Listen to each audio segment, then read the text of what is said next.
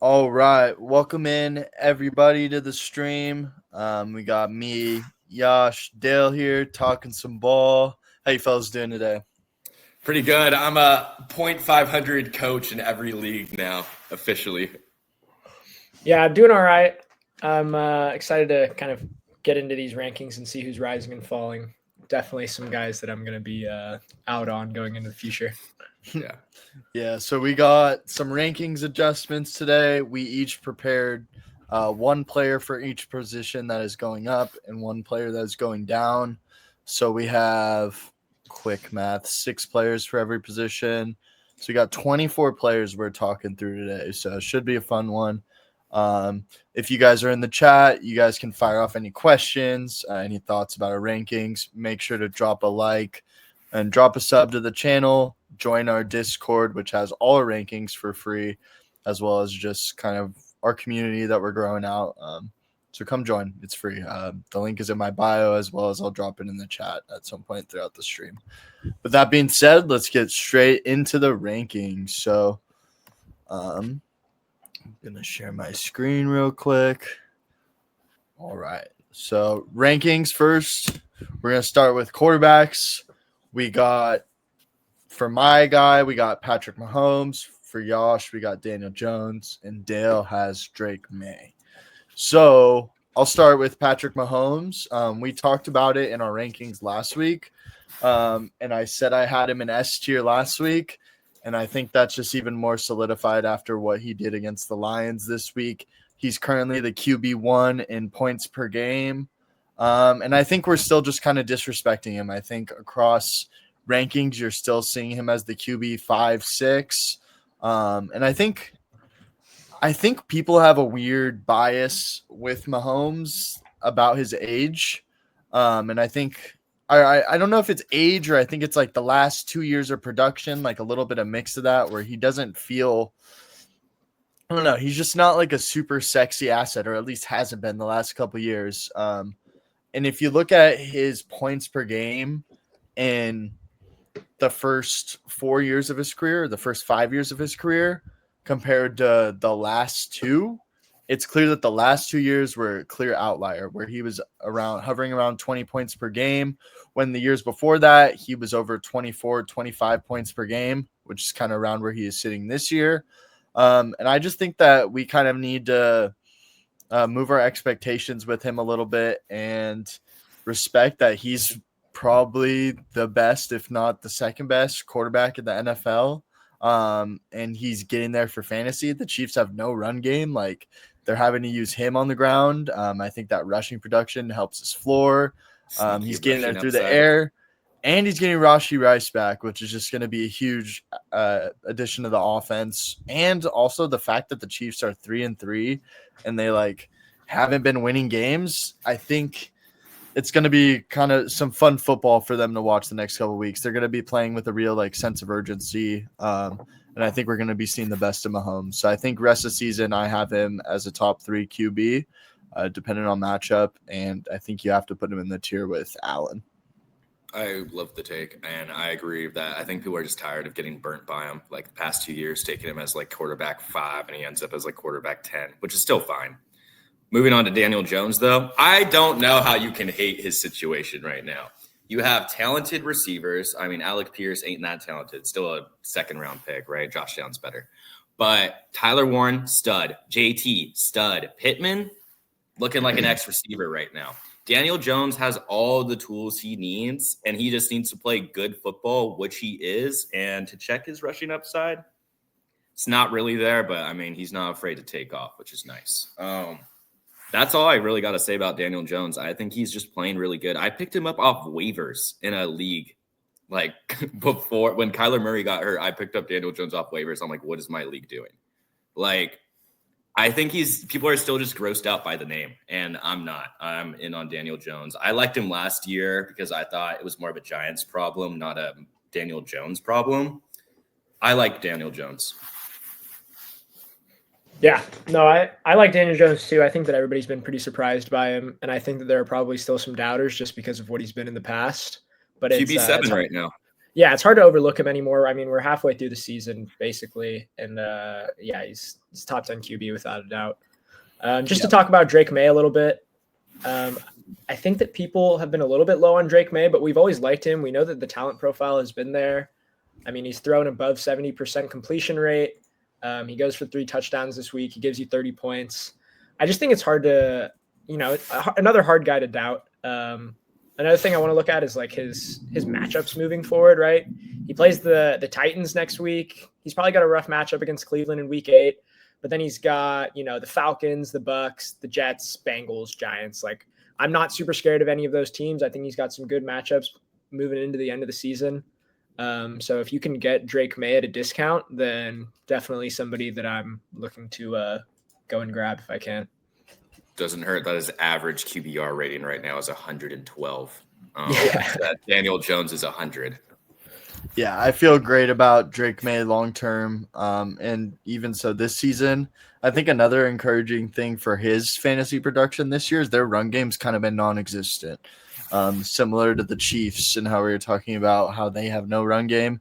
Patriots are the same, if not even worse. Ramondre's was super inefficient. Travion Henderson can't even get on the field. And even when he has been on the field, he's not really flashing like we would hope. So they're having to rely on Drake May. He's getting a lot of volume. And he spreads the ball around too, which is kind of annoying, but I think it helps him in real life, but it's annoying for fantasy, like the way he spreads the ball around. But you do tend to see that from some of like the upper echelon quarterbacks.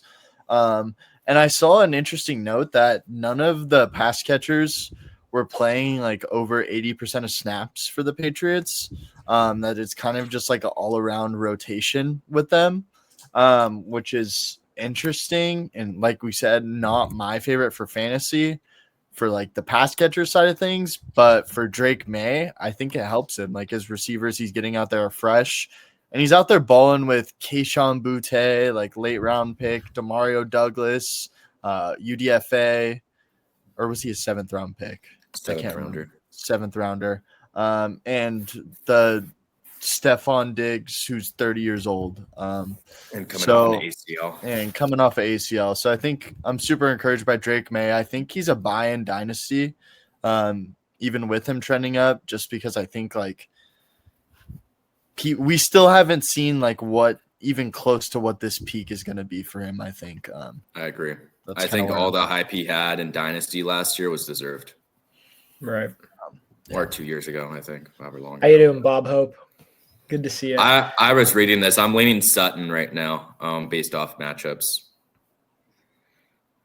And I think it was a dud week. I would probably go Sutton, Keenan, Myers, just because Myers don't love what he's been doing all season, and the Chiefs, I feel like, have good corners, to my knowledge. I rank them the same, yeah. And May over Hurts for this week. Yo, fiery tutor in there too. What's up? Hey. I think May over Hurts this week is right. I'm not big on Hurts' matchup. Yo, what's up, LeBrons? All right, so that's it for the QBs we got trending up. Let's get into some guys we got going the other way, the less fun names. So I'll start off with Justin Fields. I'll admit in our quarterback rankings last week, I was a little bullish on Justin Fields just because of the ceiling he had been showing for fantasy. But to cover my own ass, I did say that he still looked horrible in real life, but was just getting there for fantasy. So while that was the case, we had to fire him in our lineups. But I think this weekend we kind of saw the downside that is Justin Fields. So he played a bad defense and took 9 sacks and completed 9 passes and threw for less than 50 passing yards, which is just like atrocious from a quarterback. And now there's reports that Tyrod Taylor could end up being the starter at some point this season, which I think that's more smoke than anything. I think it's going to be Fields' job to lose. He's under contract for 2 years, which I think is just malpractice from the Jets to roll into a season with Justin Fields as their starting quarterback. But anyways, as long as he is the starting quarterback, he's going to be fantasy viable. But the reason I'm lowering him is just because I think he's going to be a little more matchup dependent now going forward. You're not going to be able to fire him off against top defenses, and you're going to need defenses that are going to allow yards on the ground to quarterbacks. Yeah. No, absolutely. I think that he's showed you his dead weeks, and it's scary. I mean, that offense, when it's bad, it's really, really bad. So you definitely want to pay attention to who they're playing each week. Yeah, I think we need to. I listed Fields, and I don't think we have any other Jets in here, but I think just throughout that team, we need to kind of temper expectations. And even with someone like Breece Hall, I think, right, as sad as it is, as much as we love the talent. All right, Josh, talk about Kyler. So Kyler, he's on the slide, but like, don't fade Kyler. Like, Kyler is still like probably gonna get you there in fantasy, but in terms of like trade value and stuff like that, I think Jacoby Brissett and how well he played almost made me like dislike like how Kyler's been playing all season. Like they just play completely different styles of football, and it almost looked like Jacoby Brissett being able to pass over the middle and actually feed his receivers efficiently was like really refreshing to see for the Cardinals, for someone who's like been wanting to buy in on Marv and has been like really, I've been on low on Kyler since he got back from his injury 2 years ago. Like when I saw him come back, I'm like, I really don't love Kyler anymore. But I just don't know if he's going to be in that top 15 of quarterbacks anymore where we had him, I think. He's just someone who I want to be cautious with right now. I feel like his value is going down, but it's not like going off a cliff. Like, don't sell Kyler for some peanuts, but maybe move off of him. I think that's a fair take. Just to talk a little bit about Cam Ward. I mean, if you're in a redraft league, you should already know, right? Cam Ward shouldn't even be on your roster at this point. He's not his fault.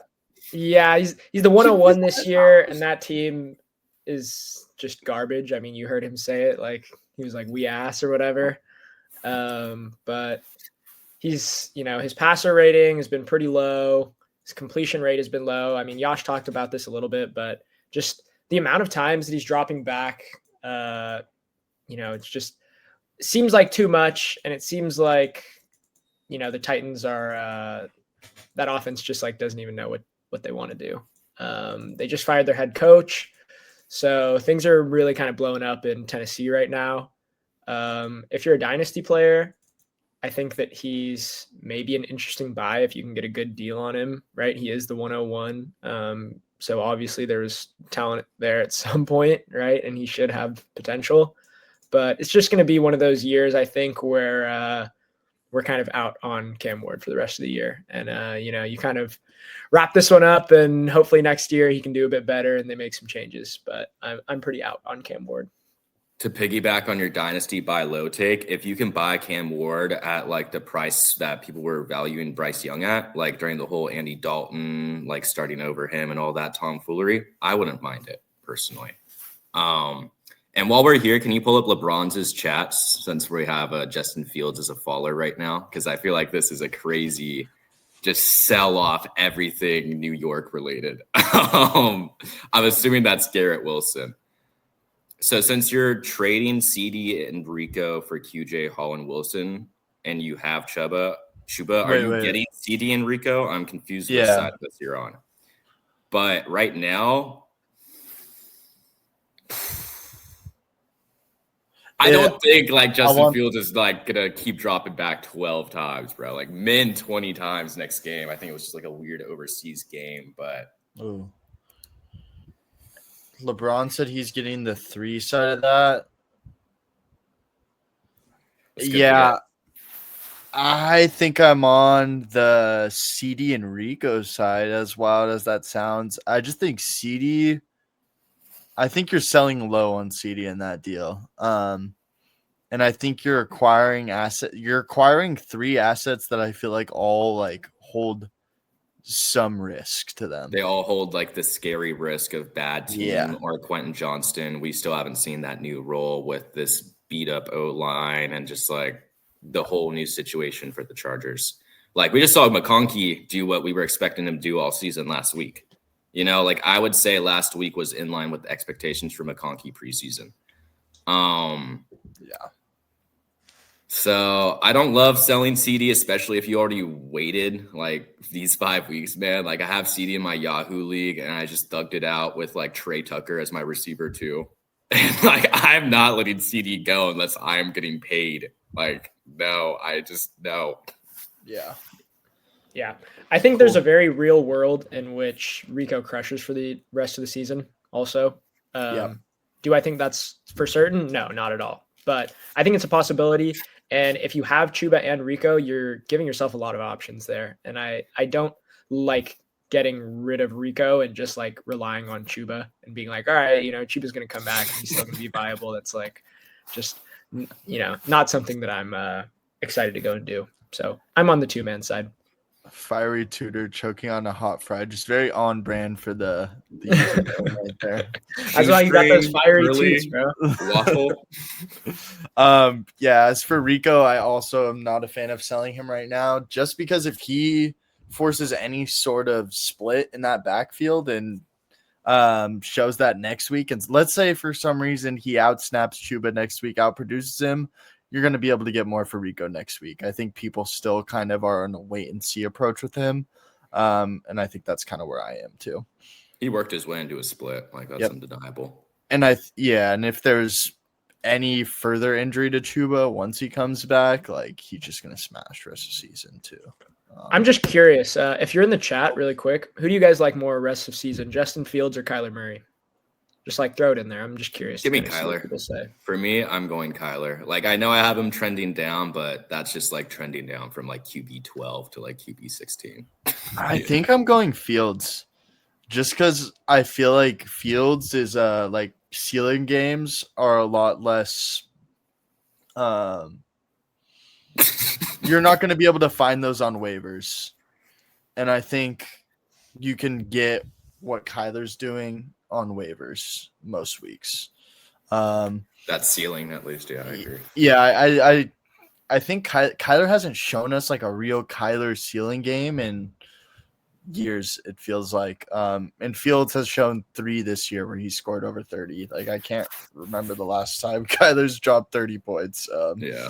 So I do lean Fields, but also, like I said, with Fields trending down, like he does run the risk of being benched at any moment. So if you need like someone that's more secure, say I'm in like a 14-team 2-quarterback league, then sure, give me Kyler. But if I'm in just standard 12-team start 1 QB, give me Fields. And if you give me Eddie Pinheiro, bro. He's averaging like 20 points per game right now. Yeah, that's an untradeable asset right there.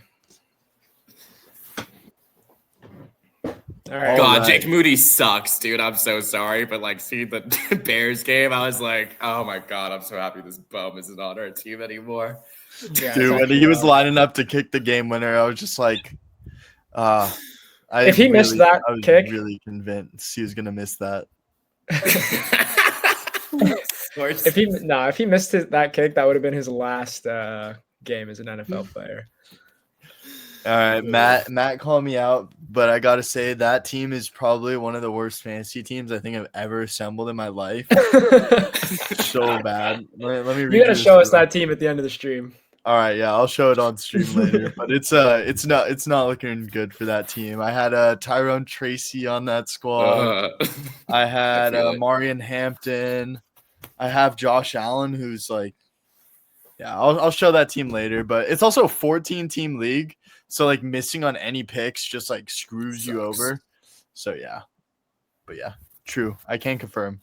Can't confirm I'm 5-0 in another couple though. So let's get into running backs.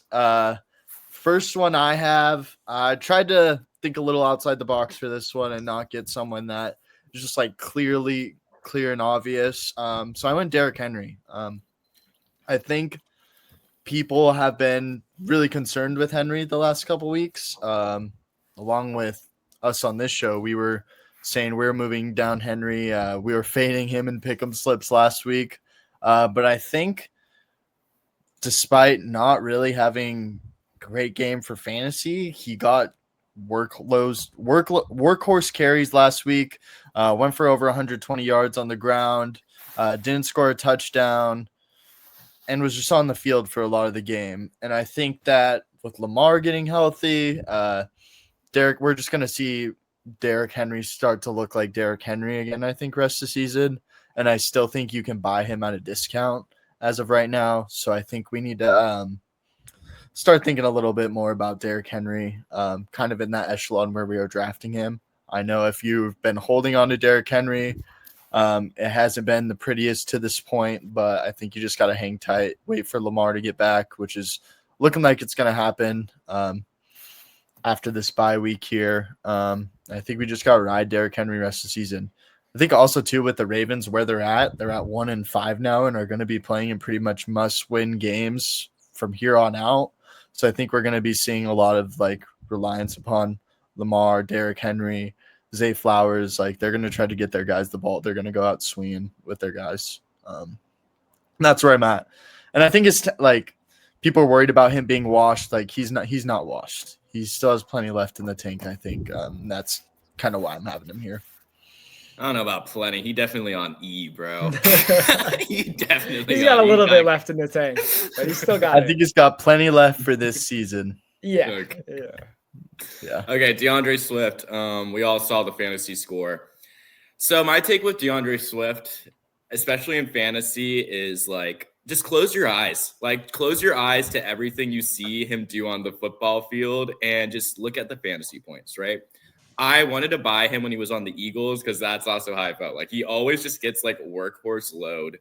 And every season, I just looked at this. Every season he's been in the league, he's gotten 200 fantasy points. He's gotten 198 to 212 fantasy points all 5 years he's been in the league. So I think he's a safe mid. Yeah, safe, just like running back too. Like I think I had him too low. I think we all had him a little too low. Let me look at my tier list because Anthony, where are you moving like Derrick Henry next to? Like, are you moving him next to Etienne, Scatabo? Like, where do you have him? Like, if you look at mine, I have Derrick Henry like next to J.K. Dobbins and like JC. Yeah, I had him like super low, even though like he didn't get there in fantasy. The production's there now. He just needs a touchdown. I have him like high C. I have him around like I have him above Travis Etienne, above Kyron, above Brees, right behind Javonte James Cook. I think I would move Swift like maybe like 1 or 2 spots below like where you would have Etienne or where you would have. Oh, wow. Really? I mean, I might just be too low on Etienne then. If you look at my tier list, I think I have DeAndre Swift in like split work - high upside, as in just like people who are just like high upside plays. I would move him up to my E tier with like Scatabo, K9, Kamara, J.K. Dobbins, JCM. But Scatabo. Wow, you have Scatabo mixed in with those guys? Scatabo and Derrick Henry just got moved up this week. So that's why they're going to move out of that tier with ETN, I think, to my D tier with Quinshawn, Kyron, and Genty. So I'm going to adjust my rankings, but I like having D Swift in like an E tier, like low end running back 2 with upside. Yep. I like it. I think I'm a little lower than you guys on Swift. I talked about it yesterday on our betting show, but I was saying how I did love this matchup for Swift. And Kyle Monangai was banged up. He did end up playing, which didn't seem like he was going to based off like him missing practice for a majority of the week. But it's clearly Swift's backfield right now, so he's getting the majority of touches. I think yesterday was definitely like the most points he's going to score all season. Just probably would almost bet my net worth on that for rest. Definitely his ceiling. Yeah, breaking off like a 60-yard receiving touchdown on just kind of a broken play definitely helped him get there. He did look good. Like, I don't want to discredit him too much. But like we said, like pretty good matchup against a Commanders team that's been struggling with the run, especially with like outside zone stuff. And that's kind of what we know Swift can do. He can get outside. He can stick his foot in the ground and like make that jump cut to the outside. but I don't want to get too ahead of myself. I'm still liking guys like Scatabo, like Henry over Swift for sure. I think he's mixing in as like an RB2 to flex option depending on matchup. We know he's going to get the touches. We know he might not be the most efficient with those touches. And I do think the touchdowns aren't really going to be there for Swift. Receivers. Yeah, I think he's kind of in that like 10 to 15 PPR points per game range, which is fine for an RB2 to flex. Not someone I want to go too crazy about. If you can sell Swift to someone that's like all in, go for it. Yeah, I would like that. But that's kind of where I'm at on Swift. Yeah. Let's get into Scatabo, Dale. What do you got? Yeah. Talking about Scatabo, I mean, there's not a whole lot needs to be said about Scatabo, right? He's basically the golden child of the NFL right now. It seems like everybody loves Scatabo. He's essentially taken over the work in New York with Tyrone Tracy being out of there. I think the thing that also excites me about Scatabo is that you get somewhat of a floor receiving usage with him as well. Week 5, he goes for 7 targets and 6 receptions. Week 3, he goes for 8 targets, 6 receptions, which is exactly what you love to see from these running backs, right? Somebody that can give you a couple extra points in there when the running game is not doing all that great. If you're scared about Tyrone Tracy coming back, I would say that don't be, I'm not too worried about Tyrone Tracy anymore. I do think he'll probably get a few touches, but to me, it almost just feels like Cam Scatabo is like, everybody loves Cam Scatabo. He puts people in the stadium seats. He's super charismatic. The whole team loves him. The, dynamic between him and Jackson Dart is everywhere. So I think that the NFL is pushing Scatabo right now. I think the Giants are pushing Scatabo. So he's, a guy that I love guy that everybody loves, but he's just going to be, I think he's a low end RB1 to low to mid end RB1 for the rest of the season. And if, Tyrone Tracy comes out and busts ass this week, maybe things change a little bit, but I'm pretty high on Scat. Yeah, I think he's low end RB1 rest of the season for me too. To the Tyrone Tracy point, if you look at their snap counts, actually, so Cam Scatabo the week before Tyrone Tracy was back, week 5 against the Saints, had less of a snap count or less snaps played than he did once Tyrone Tracy was back. So if we're worried about Tyrone Tracy affecting Scatabo's workload that he got without him there, that wasn't the case in the first game back. So just wanted to put that out there. I'll add this to Scatabo because I feel like I'm like the only person who's somewhat negative about Scatabo and just like, oh, Tyrone Tracy workload. If I owned Scatabo, I would treat him as an RB low end 1. But if I'm buying Scatabo, I'm not paying more than like mid end to high end RB2 prices, just because there is that risk.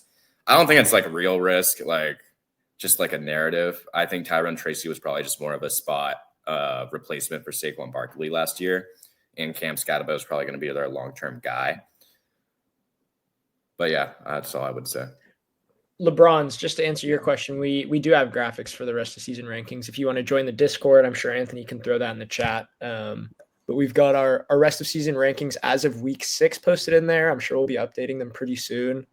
Yeah, I'll try to update mine before Thursday. The Thursday games. Here's another question for the chat. Who you guys have rest of season? Scat or Derrick Henry? Who are we thinking, chat? All right. I dropped the Discord link. Make sure to join that. It's 100% free to join. Give me Derrick Henry. I think I'm going to still go Derrick Henry, but that's a tough one. I think pretty similar. I think you're almost like murked. If you go the Scatabo side, you're almost murked by recency bias with Scatabo just playing like out of his mind, like 2 big upsets for the Giants. Then you have the Ravens, bad defense, Noah Lamar. Yeah, when Lamar, he'll pick up. I mean, even if the Ravens defense sucks, like, can't we just apply the Cowboys process? Down a lot of games, have to get touchdowns. I mean, you're not going to always throw it to Zay. Like, you got King Henry in the backfield, bro. If you're in the red zone, you're going to give it to him, I would hope.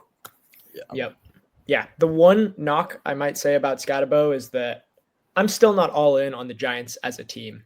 right? I know that they've looked really good, but they're 2-4, right? I don't know if I see them winning like more than 4 or 5 more games this season. So that's the only thing. He's not on the greatest offense in the world, but I think that you kind of love what he's shown so far. For sure. Let's get into some running backs that we think are trending down. All right. So this one, I might get some hate for this one, but I got Quinshon Judkins trending down. And this isn't me like reacting to 1 week like, oh man, he had one bust week. Like you can't start him rest of the season. No, that's not what I think. Quinshon Judkins, by the way, is matched up against Miami this week, and is just gonna like absolutely smash in that matchup. So if you're wanting to get off of Judkins and as a Judkins owner, wait until this week. He's gonna go nuts against Miami. We all know that. But the reason I have him trending down is just I'm really worried about him getting no receiving work and also his snap count being like the lowest it's been since he's earned that job in a game script like that where the Browns are playing from behind, because I don't think game scripts like that are going to be super rare for this team. I think that's going to be more common than them playing in a leading game script where they're going to be like feeding Judkins the ball 20, 25 carries. I think games like this could be more of the norm for them where they're playing from behind. I don't think it's going to be as bad where Judkins is scoring 3 points. I think we can definitely see him falling in the end zone in some of these matchups, but I am just really worried about the floor and him being a little more of a matchup dependent play. So that's why I'm moving him down, moving guys like Scatterbo ahead of him, that sort of thing. Moving Derrick Henry ahead of him. Kenneth Walker. Where do we begin? Wait. What do you guys think about Judkins first? What do you guys think about Judkins? I still like him. I mean, I just like players who get the workload, right? That said, the Browns stink. Like Dylan Gabriel, I can't imagine he makes them amazing. I can't imagine they have very many red zone drives. To quote Mike Tomlin, I mean, they got to have a really smart head coach for them to trade QB they felt comfortable starting the season with to an in-division rival. Like, it just feels like the Browns are low-key tanking. Like, I don't know. I'm not exactly high on the Browns offense, for that reason. I'm not really high on Quinshon as much. Yeah, I think the biggest thing for me about Quinshon is that he's not really getting the snaps that you want towards the end of the game when the team is down, and he's not getting the receiving usage. He got a little bit of it in the first couple weeks, but Jerome Ford and Dylan Sampson are still players on the Browns, and they're going to get receiving touches. They love Jerome Ford in that like receiving down role. Right. He always is on like 2-minute drill, third down stuff. Right. So I think that for me, Quinshon Judkins is a matchup dependent kind of mid RB2. Against Miami, I think he's going to be an RB1, but when they're playing, actually, honestly, for the rest of the season, his matchups aren't terrible. He's got Miami, he's got the Patriots, then a bye, the Jets, the Ravens, the Raiders, who are pretty decent, the Niners, who are just injured as hell, and then the Titans. So I actually don't hate the matchups going into the end of the year, but if the Browns are going to be trailing in a decent amount of those, then it's going to be hard for Judkins to kind of get there in fantasy. Yeah, fantasy playoffs is kind of tough was what I was looking at for him too. I mean, championship weeks, he's got the Steelers once again. Week before that, he's got the Bills, who have shown that they're susceptible to the run, but that game also could just be like a 35-point blowout to where like it doesn't even matter if they can run the ball. So we could see him get scripted out of that. So that's the fear with Judkins, but I agree with your point that he's kind of like a matchup dependent RB2 right now. In good matchups, you can put him in that RB1 range. I think that's realistic expectation. Yeah. All right, Yash, tell me about Kenneth Walker. All right. I got it. Yeah, I'll unmute myself. To go off of real quick, the Bucky not coming back for 3 weeks. Do not tell that to Frizzle LeBron. He's gonna be pissed. He was in here like last week saying if he should get ahead of the Bucky curve and trade him off before he maybe gets moved to IR. So that's kind of crazy that you're bringing that up now. To move on to K9, I think the K9 Zach Charbonnet stuff is really something you should be paying attention to. Like they're literally sharing the backfield 50-50 in terms of just like touches. And in terms of snap count, Zach Charbonnet is outplaying Kenneth Walker right now. This week, 33 to 18 snaps, which I did not even know. That said, like out of those 18 snaps, Kenneth Walker got 12 touches. That's very encouraging. But I feel like where we have Kenneth Walker at, I feel like you almost want to rank him and Zach Charbonnet exactly the same. And for that reason, if I had Kenneth Walker, I wouldn't mind selling him. I think the reason we saw him kind of beat those Zach Charbonnet coming for his job allegations was Zach Charbonnet getting hurt, him running touchdown hot for a couple of weeks, and now we kind of see like he's not someone you want to put in your lineup. Like I don't like having running backs where I really got to like thunk about him or another guy in the backfield. Like I'd rather just trade him for someone who I don't have to do that. If you can trade K9 for Junkins in a deal, bro, do that. Like I would love that. And yeah, it's the take. Yeah, I think that's a good take. I've kind of been worried about Walker for the last like 2 years, so glad to see everyone's kind of hopping on the train with me. I still think he's a talented enough player. I think Charbonnet honestly has been bad this year, but I don't think he's going away. I mean, people are a little short-minded with Charbonnet. Like everyone's calling him bad, calling for his job. Like, are we forgetting like how productive he was down the stretch last year and like how like real life good he was looking? Like he was playing phenomenally down the stretch when Walker was hurt last year. And I think that definitely bought him some respect with the coaches, the players, and I think Charbonnet is not really going away. So I agree with the take that we got to lower Walker because of that. Tudor, I don't think you're a bad person. I think that's realism. But yeah, no, I basically agree. It's hard to move Kenneth Walker up or even keep him in the same tier when he's splitting 50-50 touches with Charb. Talk about Tony Pollard. Yeah, let's get into Tony Pollard a little bit. I mean, it's similar idea with Kenneth Walker, whereas you've got Tyjae Spears coming back, and Tyjae Spears is taking the receiving work, and Tyjae Spears has been more effective. We also talked about this earlier, but the Titans are just a nasty team right now. So it's kind of a team that I generally want to stay away from. So I know that Tony Pollard has kind of been getting there for you. You know, he gives you 14, 10.5, 15.8, in the past 3 weeks before this one. But I really am just not big on any of the Titans players. If anything, I think that Tyjae Spears could be a little bit interesting, right? He's going to give you that receiving floor. And he's also been more efficient. He goes for 5 rushes for 31 yards, whereas Tony Pollard gets 10 rushes for 34. So I would not be surprised if Tyjae Spears slowly kind of builds up his workload and eventually like takes over this backfield. So Tony Pollard, definitely a name that I'm trying to stay away from right now. Yeah, I think with Pollard too, there are concerns on if the Titans keep this up. Why are they going to keep rolling out aging Tony Pollard, who's likely not a part of their future of this franchise? Why not give their young guy Tyjae Spears more of a look down the stretch of the season? And I do think he is a candidate to get traded. So I can see things changing with Pollard if that's the case, but I don't want to bank on that. I do think he's kind of one of the more likely names to get moved if a running back trade does happen, though.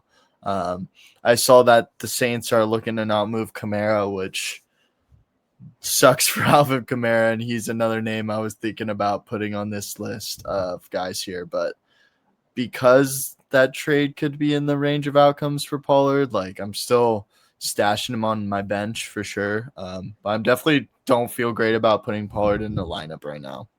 Like, that's worst case. Yep. Let's answer these questions before we go to the next slide because I like both of these. Keenan Allen for K9.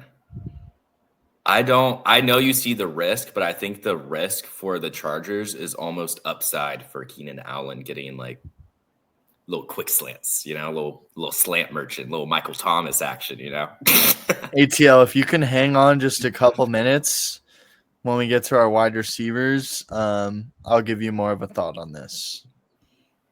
And they will both. They all come up. Yeah, that's a tough one.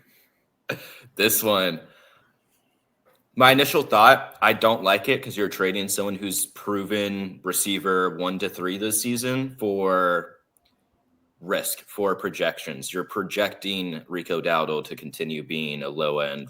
Well, right now he's like a high end RB1, but like to be a high end RB2, low end RB1. You're projecting Rashee Rice to be a receiver 12. I don't love doing that. I don't like buying 2 guys I have to project. I like buying, a Rashee Rice and a guy who's producing still, like, I don't know, name of running back. Kyron. Like, I like doing that. But Swift. Yeah, I don't know about Swift. No. But, Even like Derrick Kyron, Henry, man. like, give me, like, something that, like, I can at least, like, see, like, have a role down the line that I don't have to project it. Like, I have to project Rico Dowdle to split carries. I have to project Rico Dowdle to do 60% with Chuba back. You don't have to do that for Amon-Ra. I don't love that trade for you. Amon-Ra, we know, is mid first round startup pick right now for you to redraft. I just feel like that's selling a bit low on him. I think if you want to move Amon-Ra for like a 2-for-1 type of deal, you can get some better names here. And that's coming from someone who's like huge on Rashee Rice the rest of the season. Think he's going to smash. But I still think you definitely got to prefer Amon-Ra to Rashee, like by a pretty big amount at this point. By chance, just in case too. And then while we get that answer, I also like your bench. So not that hot, LeBron's. I was going to say, that's like a warm, right now. That's like a warm take. Not even hot. Yeah, I don't think this happens either. All right. Let's start with wide receivers. We can talk to SF a little more about his question as we go. All right. So wide receivers trending up. I put down Jalen Waddle for this one. I'm super encouraged by what we've seen from Waddle in the 2 weeks without Hill. He's gotten there both weeks. And this most recent week, he got there against a Chargers secondary that's pretty good. And it's not a matchup I've been wanting to target for my receivers that I've been facing, the Chargers secondary. So, I mean, we were doing underdog drafts for like the Sunday slate, and I was taking pretty much no Waddle just because of how concerned I was about that matchup. And he got there. And I think we going to continue to see him get there for the rest of the season. We know there's no Tyreek Hill. We know they're going to expect Waddle to be kind of that main targeted guy along with Achane. And this offense is just kind of running through those 2 guys right now.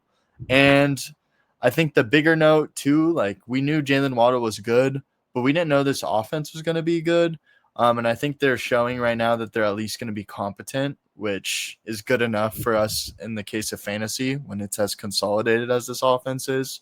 We know Waddle's an amazing talent, but I'm just kind of continuing to move him up in my rankings. I think he's kind of in that high-end wide receiver 2 range week to week now, and he's going to be pretty much matchup proof, and you're going to feel good about putting him in your lineup every week.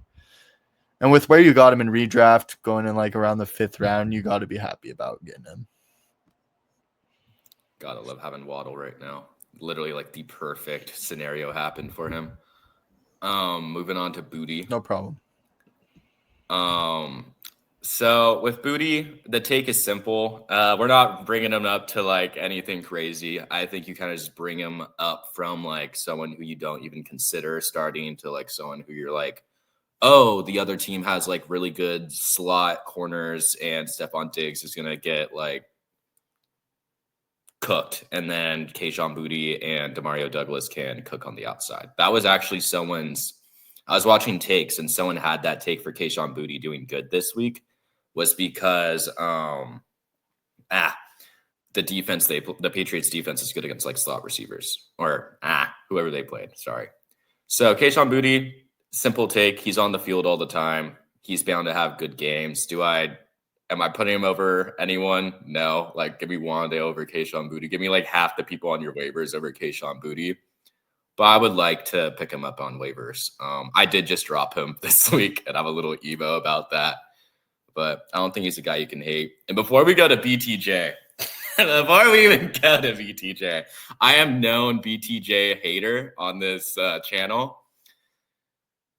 And even though he's trending up, I will say it was a perfect spot. Me and Ant talked about this. Even though I'm number one BTJ hater, it was a smash spot for BTJ. Injured defense, like the corner was injured, safety was injured, competitive game. Trevor Lawrence played good.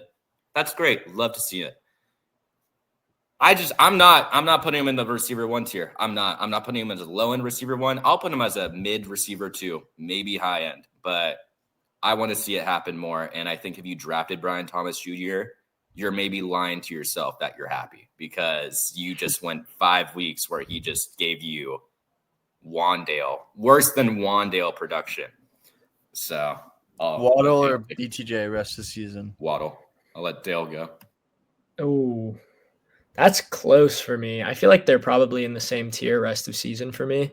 But I don't, somewhat I would agree with what Yash is saying to the point where, I understand that he is not giving you exactly what you love. He's kind of a mid to high end wide receiver 2 for me now. Look at the playoff schedule.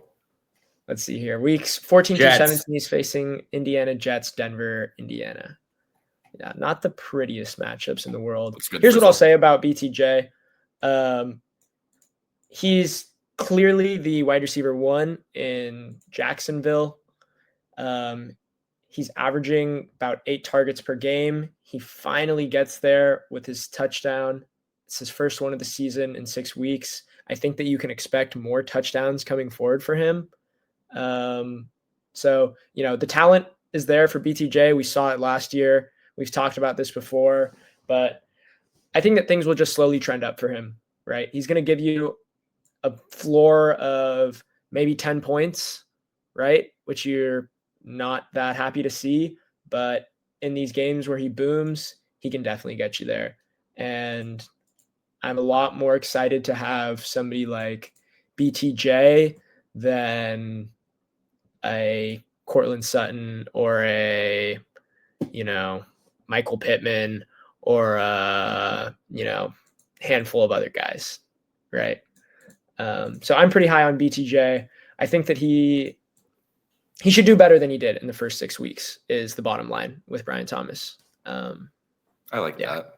That's about it. I think you could project him as an 11-point per game guy, maybe. But to talk about Frizzle, why was your roster max size? Did you not want to drop Jalen Coker or something? We can move to the next slide. Known Jalen Coker stan, Frizzle. It's getting a wide receivers trending down. Now we're getting spicy with these ones. I like to see it. My guy I put here is Keenan Allen. Now this is I don't know how people are going to view this one. I think we got to think about Keenan as a flex to wide receiver 3 option rest of the season as things stand. I think that we're seeing Ladd trend up, and I think we're seeing Keenan trend down in this offense. And I think QJ is going to kind of be what he is. He's going to be kind of that like boom bust big play guy. We saw Keenan run super touchdown hot the first couple weeks of the season.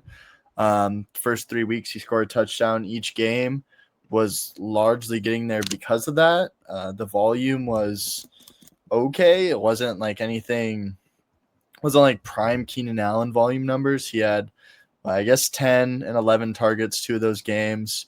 But he's seen that trend down a little bit. The last 3 weeks, he's had 7 targets, only converting on 5, 5, and 4. 10.8 PPR points or less in the last 3 weeks, which is definitely replaceable level receiver production. And I think that's kind of what we can expect to continue. We talked about the offensive line concerns with the Chargers, and we thought that could lead to more potential targets for Keenan Allen, a lot of that like quick and easy work. But it seems like the way the Chargers are running their offense, that type of stuff's going to Ladd a little more this year. And they're prioritizing Ladd in the slot and putting Keenan more outside. When Keenan that was kind of what he used to be. He used to be that slot guy that could be that just sit down think like Travis Kelce, like in zone, like sit down 4 or 5 yards, catch the ball, get upfield. That's kind of what Keenan was doing in his prime. And that's why he was a PPR merchant for so long. So I know we like to think of that role for Keenan Allen, but the Chargers are using him a little bit differently this year. And I think that the offensive line concerns are hurting just this passing game overall. And I think my final rankings on the Chargers offense, and I think this is going to be my final rankings for the rest of the season. I got Ladd, QJ, Keenan in that order. Firm. I'm standing on it. That's my final rankings for those three minus injury. And that's the other thing too. We know Keenan Allen is always at risk to get injured, and being a 30-plus-year-old wide receiver playing almost every snap, like I really wouldn't isn't be playing surprised. almost every snap though. He got his snap count dropped this week. I wanted to add on something kind of unrelated. Trey Harris, 53 snaps this week with Quentin Johnston out. Very interesting to pay attention to for dynasty and maybe long term. But to move on to Marv, that's basically all. I like the Keenan take. I don't like moving him too far down. Like I wouldn't like sell him yet. I still like the role. I also own him. I just bought him this season, so I might be a little biased. Moving on to Marv. Yep. He has like the big ass horn on his shoulder. Yeah. Keenan the dog, though, bro. You like Keenan like a goat. Like you can't disrespect goats, you know? That's bad business, bro. But like, you ever like seen the CVS parking lot like the weekend after the first week of college, bro? On Marvin Harrison Jr. I think for me, moving Marvin Harrison Jr., it's almost like Brian Thomas Jr. got all the hate that I should have been giving to Marv, honestly. Like, I feel like I almost like swapped them in my rankings. Like, what does Marv do? Like, I know he's like drafted like 103 or whatever, right? But like, what does he do exceptionally well? Like, he just wins contested catches exceptionally well. But like, I don't know. I don't like their scheme for him. I thought this week was going to be his week with Brissett playing. Honestly, I thought we were going to see like a season high for him. I just don't know what we're waiting for at this point with Marv. It's like last season, what were we waiting for? Receiver 30 finish. This season, what are we waiting for? Kyler to come back? He was playing like a receiver 40 with Kyler. Like, I think it's time just to be a little honest with ourselves with Marv. Like, dude, honestly, Frizzle, hot take. Give me straight up. Like, I will trade Marv for Chris Olave, bro. Like, I'm maybe the highest Chris Olave person ever, just because I feel like he gets disrespected. That's a little side tangent, though. I'll let you talk about Worthy. Yeah, I mean, just to piggyback off of Marv, I think that's a pretty good take, especially with him missing time this year. You know, I've seen other people talking about it, but we're in week 7. And if you're missing 2 to 3 weeks, that's, you know, damn near half the rest of the season. So definitely something you want to pay attention to. It's, you know, worrisome that he's going to be missing time, and his protection this year has been pretty poor as well. Moving on to Worthy, don't get me wrong, I've been really high on Worthy all year. But I think that the elephant in the room with Worthy is that Rashee Rice is coming back. And I think that most people would agree that Rashee Rice is going to be the clear wide receiver 1 there. I think the one thing for Worthy that concerns me is that we've seen, you know, we talked about this a little bit with Drake May, how he spreads the ball around, but these good these good QBs are going to spread the ball around. And, you know, especially this week, we see Worthy with, you know, 2 receptions on 4 targets. And we've seen Hollywood get there multiple times. We've seen Tyquan Thornton be incorporated for the deep ball. There's just, there are roles that Worthy does, and it feels like there are other players that are kind of fitting into those roles a little bit. And with Rashi coming back, I just don't know how much room there is for Worthy to really be a kind of top asset. I think that he's definitely an interesting flex play. I think that you can make the argument that he's a solid wide receiver 3 as well, but he's not. I was taking Worthy at pick like 40 in the NFL or in drafts at the beginning of the year because I was thinking he was going to crush. Right, no Rashi for the first 6 weeks. He's going to establish himself. He's going to be a low end wide receiver 1, high end wide receiver 2. But it's just hard for me to kind of keep him in that same tier with Rashi coming back and other players also performing on the Chiefs. Travis Kelce's also been doing pretty good. He's doing actually very good compared to how people what was he on round 9 damn near an underdog? Yeah, Kelce, something like that. Really quick, I saw LeBron's comment and it made me laugh because David Bell was my first ever 2nd round pick in Dynasty. And he was by far my worst pick I've ever had. That year I picked Chris Olave, David Bell, Isaiah Pacheco, and Khalil Shakir in my Dynasty draft. So I just thought that was funny. I do like making a 49ers pass catchers thing rest of season. Let me talk about Worthy first, and then we'll get to the Niners because I do think that's an interesting conversation too. With Worthy, me and Dale view this a little differently. Fun fact, me and Dale just made a trade for Xavier Worthy in one of our Dynasty leagues together, which maybe we can show that trade once we get done with these rankings.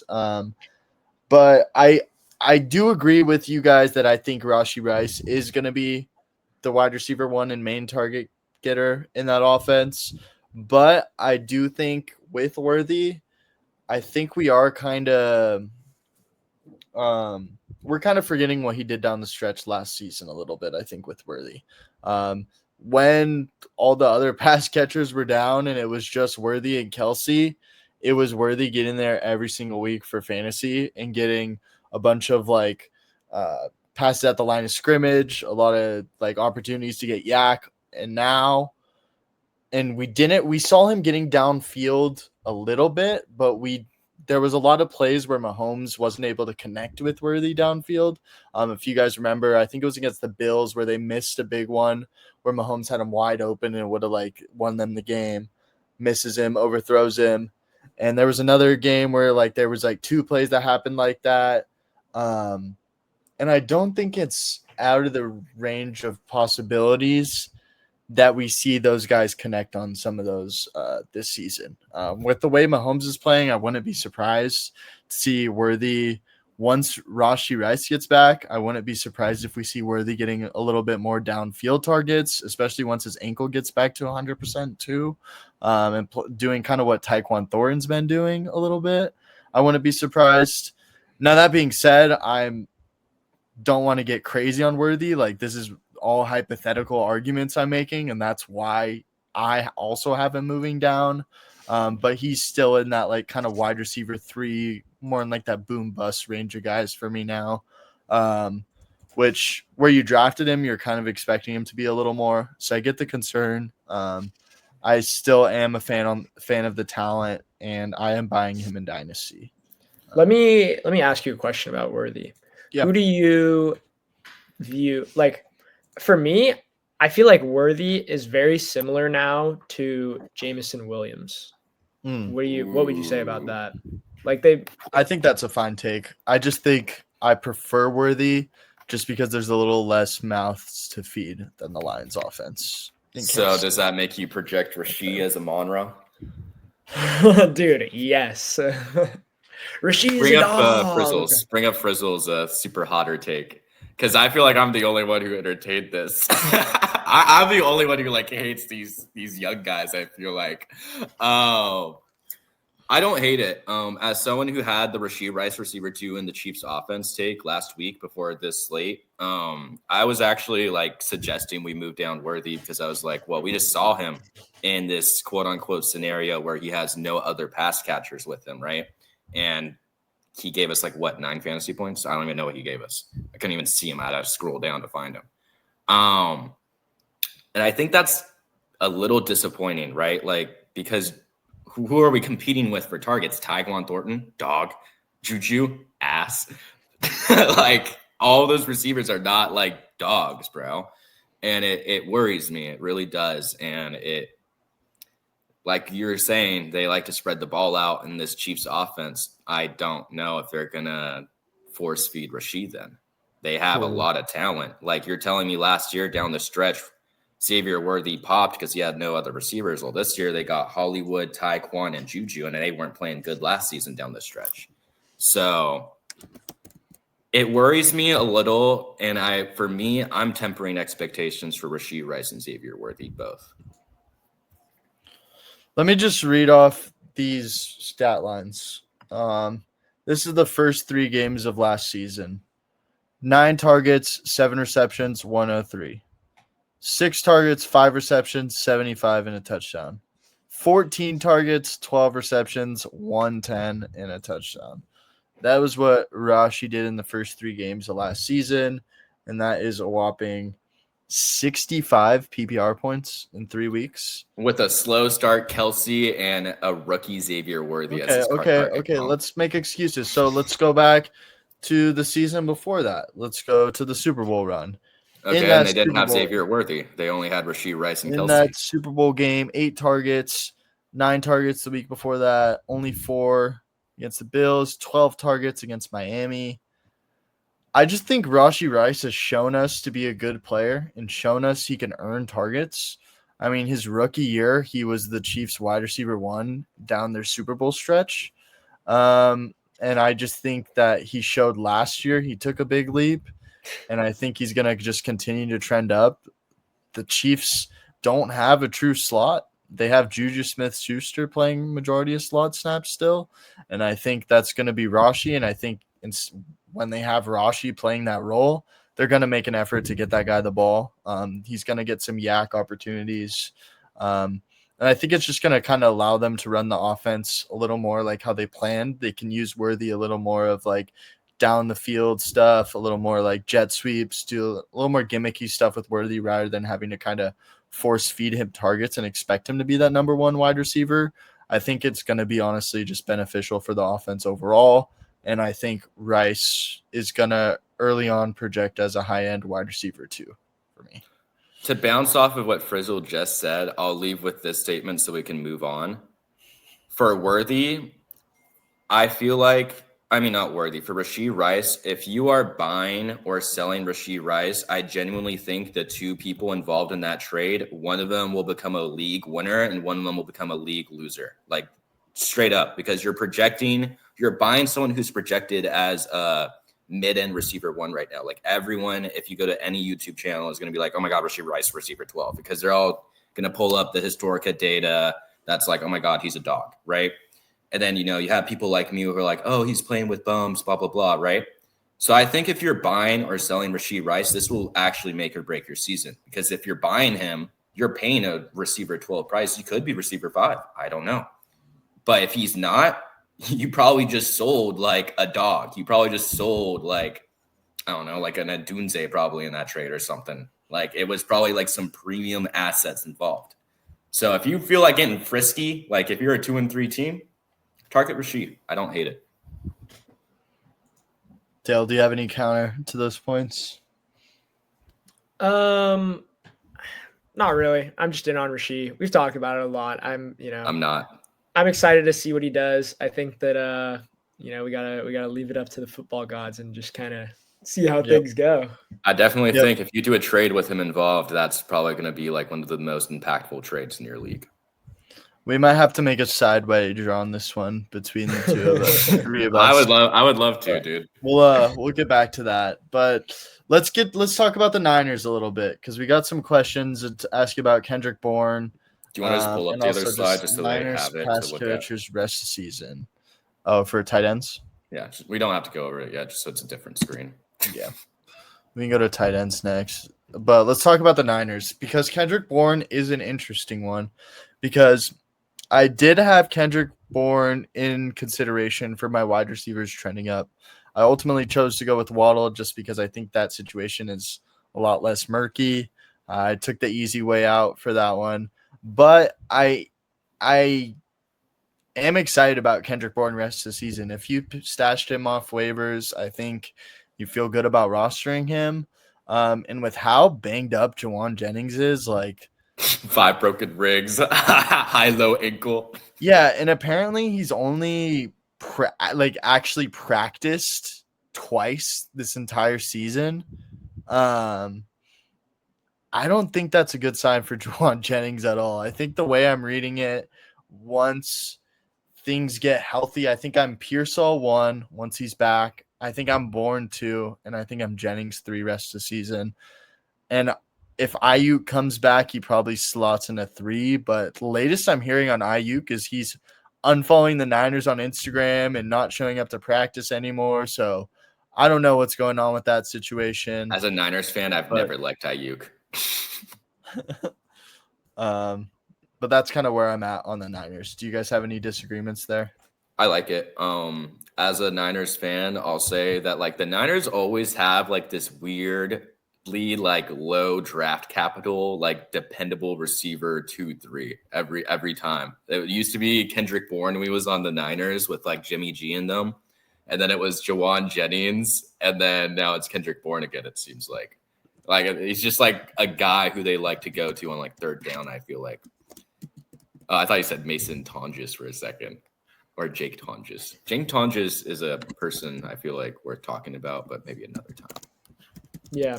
No, generally I'd agree. I actually could not believe when I heard that Jawan Jennings has 5 broken ribs and 2 sprained ankles. Like, what the hell is that? What are their doctors doing? Like, letting this man play with 5 broken ribs and 2 sprained ankles? Like, come on, man. Like, the Niners are hurt enough. I understand that, like, we want to win games, but is Jawan Jennings like that much of a difference maker to the point where we're still gonna like try to put him in with that level of injury? Like, it's just ridiculous to me. So I don't him or Ronnie Bell, bro. I don't know if Ronnie Bell's still on the team. I don't. Yeah, know.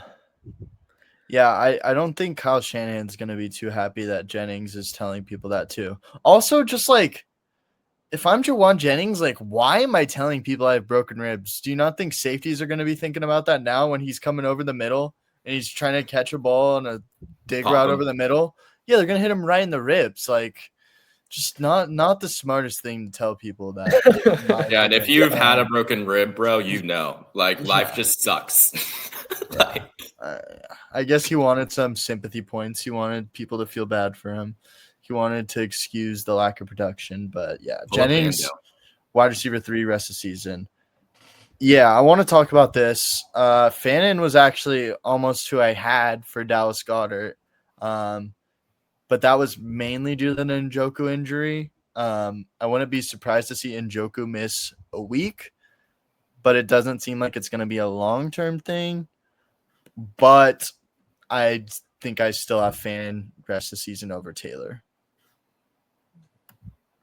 I like we talked about earlier with the Jets. I think you just got to lower all of them now. We like Mason Taylor. I still think he's a fine stash, but I think Fannin's a better one. It generally looks like Justin Fields is like scared to throw the football. Like sometimes, bro, like he's like scared of getting picked off, and it's like I'd rather have Cam Ward who just slings that thing, bro. Fannin though, I love Fannin. I love me some Fannin. Yeah, if Njoku misses, he's gonna smash. Yep, that's. But hold on to Taylor, bro. Like if Justin Fields passes more than 13 times and more than -10 passing yards, I mean, tight ends are pretty ugly. So. Okay. You wanted to pull up Connor McGinnis's question, and then I was just gonna say, Dale, you want to take this one? I know you're the Kincaid guy, the resident Kincaid guy of us 3. So yeah, Connor. Here's what I'll say. I do like Kincaid. The one thing that concerned us a little bit about Kincaid is the amount of snaps that he's playing. So he's still kind of splitting snaps with Dawson Knox. That's the one thing. And he's also been running a little bit touchdown hot. That being said, I'm pretty in on Kincaid's talent. He's pretty efficient. He's been getting there for us this year. So if you really don't have anybody at tight end and you're trading somebody like Jordan Addison, where the QB play going into the future is not secure, right? If JJ McCarthy comes back and that team's just terrible, then Addison's not going to produce. I'd say that as long as you have some wide receiver depth, I don't hate it. But if Addison's like your wide receiver 3 right now and you're about to start Elic Iomanor, then I don't love it. That's what I'll say. Yeah, I pretty much have the same take with you on that. Yeah, ATL, I do think that's true. I think not Mason Taylor. I think Justin Fields only completing 9 passes is like just absurd. And it's ridiculous. And I hope that doesn't happen again. And I was going to say it's an outlier, but with Justin Fields, fuck, man, you never know. So I'm not sure, but I think we got to stash Taylor still, but don't overreact too much and drop him. We still like the talent. We still think he is clear path to being the second target getter there. Yeah. Connor McGinnis, you just got put on, bro. He the truth. That's all you got to know. He's the truth. He's the Jets rookie tight end. I think I did put him as a trending down tight end, though. But all right, so let's talk about tight ends real quick while we're on the topic. For tight ends trending up, I feel like these ones are all pretty obvious, so we don't really need to spend too much time on any of them. Goddard's just insane. You're starting him every week. He's been dominating targets for Philly. Looking like A.J. Brown. I think we're seeing defenses put a lot of attention on A.J. Brown and Devontae Smith and kind of leaving the middle of the field open. They're trying to prevent those like signature like big plays that we grown to know and expect for the Eagles offense the last couple of years. And obviously we haven't seen those yet this year, right? So I think we're kind of seeing defenses allow a lot of targets over the middle. Hurts is targeting Goddard early and often, and he's targeting him in the red zone, which I do think he's going to cool down a little bit with how hot he's been running. But I think you got to fire him up, start him every week. Josh, you want to talk about Kelsey? I mean, we all see it. It's just he's outperforming expectations. We all thought he was just a washed up old man. Thought he was going to be like a, 9 to 10 point per game guy. He's just getting an insane target share. Patrick Mahomes is looking like his prime again. I mean, I don't even think he's out of his prime. But, I mean, got to move Kelsey up to like A tier, I think. Or let me look at your tier list, Ant. Yeah, I would move him above Brock Bowers and Sam Laporta right now until we see more out of those two. Do you still have Kelsey moving up with Rashee Rice coming back? If anything, you could almost say like it'll just make him maybe not move him up as much, but I wouldn't move him down. I'd still keep him the same. Yeah. To address the no Waller take a little bit, we talked a little bit about Waller yesterday. I think that you're not moving Waller down. I think you move him up after his first week for sure, his first couple weeks. But the thing with Waller is that he had almost no production outside of his touchdown this past week. We did talk about how he's getting a bunch of red zone targets, which is very encouraging. It's like only getting red zone targets, bro. Yeah, he's like only getting red zone targets. So it's hard to know if that kind of percentage is going to continue. I'm not always the biggest on, players that are running super touchdown hot. So I'm just, I think he's a hold for me right now. He's not somebody that's flying up my rankings, but he's not falling either. To get into Warren, we all know Warren's been fantastic, but I think the thing here is just that he's rising into that kind of S tier, like top 2 tight ends in the league right now. I think that you can argue that he's as good as Trey McBride with the kind of production that he's been getting. In the first 4 weeks, he doesn't score a touchdown, but he still gives you 15, 12, 7, and 18. And then these past 2 weeks, we've seen him get the red zone usage that you want. He goes for 14 and 18. He's consistently getting there on targets. He's averaging, 6, 7 targets a game.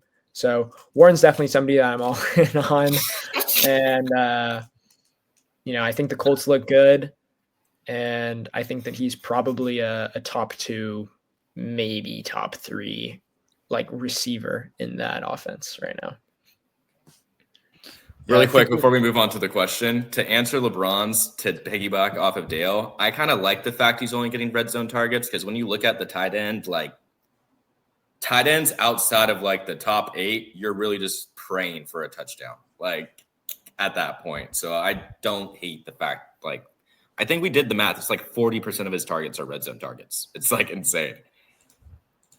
Yeah. And I think Dale was on the money with the Waller analysis. I think he's kind of a hold. I definitely do think he's like trending up, but I feel like he was trending up more so like after the first 2 weeks than this most recent week for me.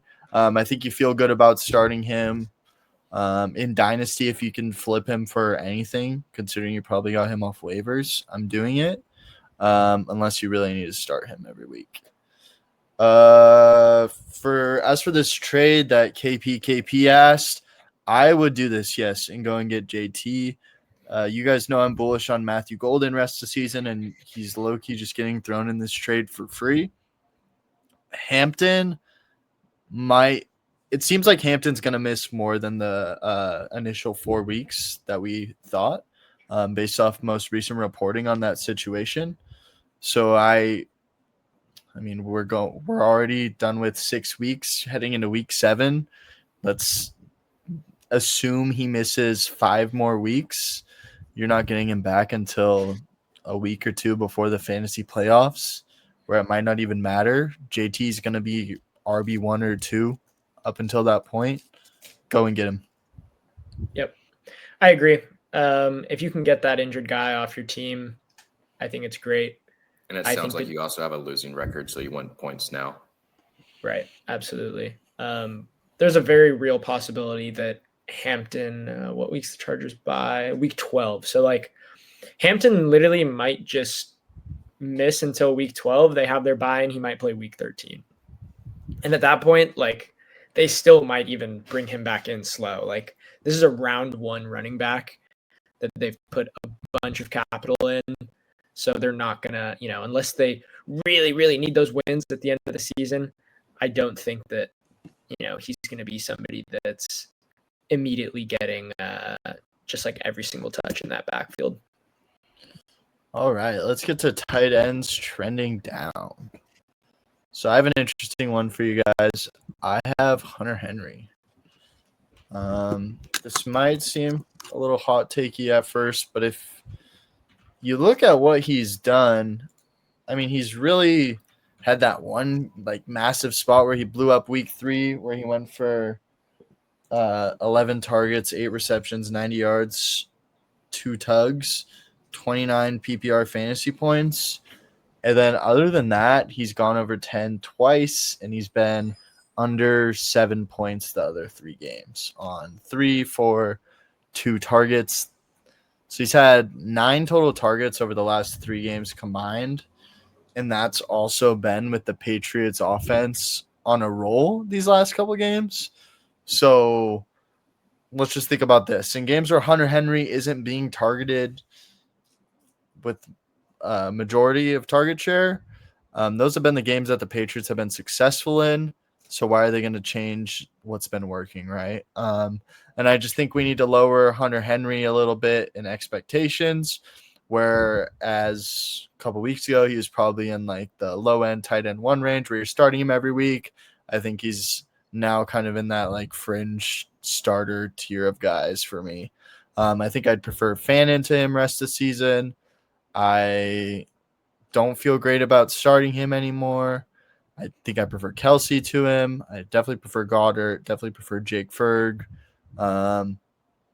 Yeah, that's kind of where I'm at with Hunter Henry. What do you guys think about that? Love the take. Yeah, I would agree. The one thing that I'll say about Hunter Henry that kind of might keep me a little bit high on him is that I don't love the Patriots wide receiver core. We just saw Diggs kind of have a dud game. It doesn't seem like there's really a clear-cut guy there right now.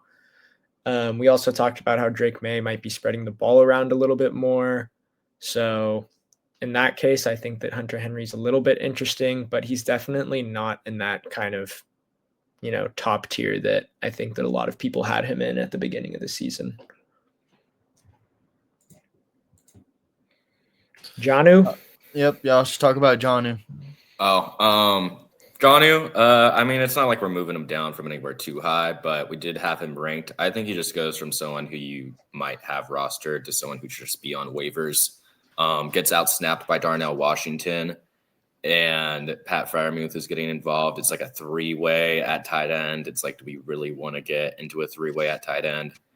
I'll use this moment to highlight Darnell Washington, low-key a riser. I wouldn't hate buying him in Dynasty if you can get him as like a sneaky throw-in. But yeah, that's all I got. Nothing too crazy. Is Arthur Smith finally breaking up with Jonnu Smith? No, I hope not. That's going to make me so sad. He still plays a lot, but I mean, there's only so much you can do with the Steelers, bro. The Steelers are always just like a weird team. So yeah, I think that's a good take.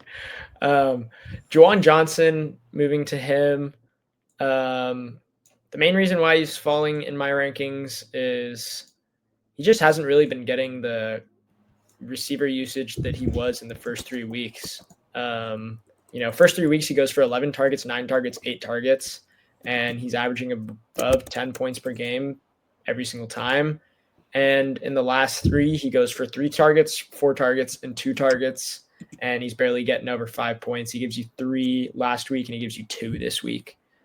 So given that usage, and with Taysom Hill kind of being healthy again and being in the offensive scheme, I don't think that Juwan Johnson is somebody that I can confidently start in my lineup every week. I think it's pretty likely that you got him off waiver wires. So if you're losing him, probably not the end of the world, but just, not somebody I'm loving starting. Yeah, I think that's a good take. I view him very similar to the way I view Hunter Henry now, but I definitely prefer Hunter Henry of those two. I think Juwan you can pretty much drop him in most formats. I think Hunter Henry you still stash. It's the difference between the two. All right, so I think that wraps up all the players that we have trending up or trending down. Thank you guys for watching those